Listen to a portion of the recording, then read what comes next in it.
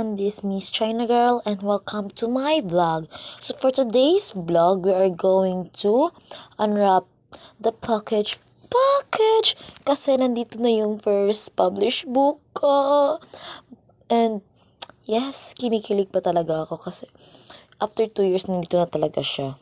But habang nag-unwrap tayo is magsa-story time muna tayo. So may topic kasi kami sa isang subject, yung EGE 311, which is about IT yon, and discuss dun is about may ano kasi about social media. So let's talk about social media, and I will relate this sa kung paano na-discover yung hobby ko, which is yung writing. So during pandemic kasi nauuso yung writing yung may AU, point of view, ng basta ganun. Pagkatapos, it's pandemic and it's kinda bored. And also na din yung Wattpad. So, why not I try to explore writing since noon naman, during my grade 8 years, is sumusulat na talaga ako. But simple manuscripts lang, hindi yung novel talaga. So, I did try posting it sa isang Facebook group. So, ayun, I appreciated people kasi they appreciate the work. So, ayun na siya, patuloy yon. But, that story, hindi ko talaga siya natapos kasi, ewan ko, hindi ko talaga siya tinapos. And then, in the mid of pandemic, there's a publishing book publishing house na napopost about sa collaboration, and I grab it. So yun na nga, everything started with the help of social media. I discover my talent in writing. I enhance it kasi many people in social media help me. I got writer friends, and then tumutulong sila sa akin. And that's how I appreciate social media. It really helps me in my hobby, and enhancing my hobby. So ayun na siya, I made it somehow my career during pandemic days.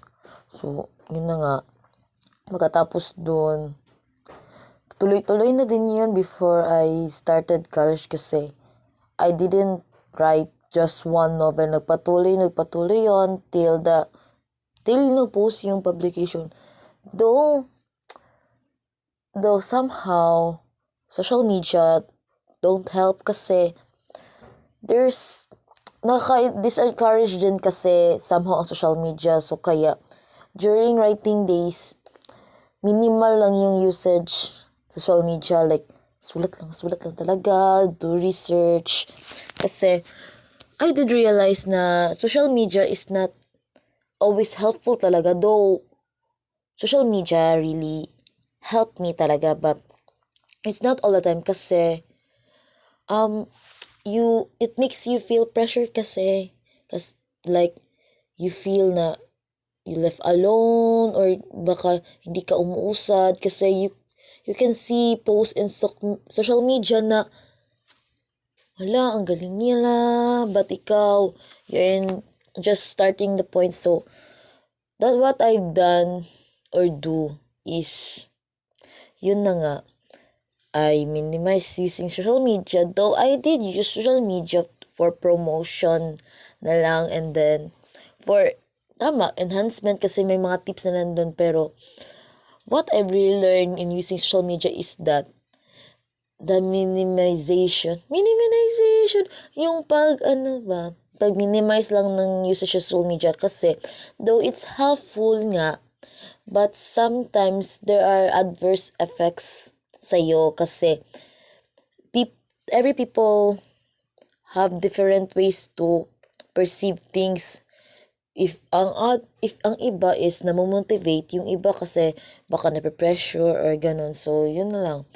So, we can use social media but with minimization because everything is good but with moderation. Yun lang.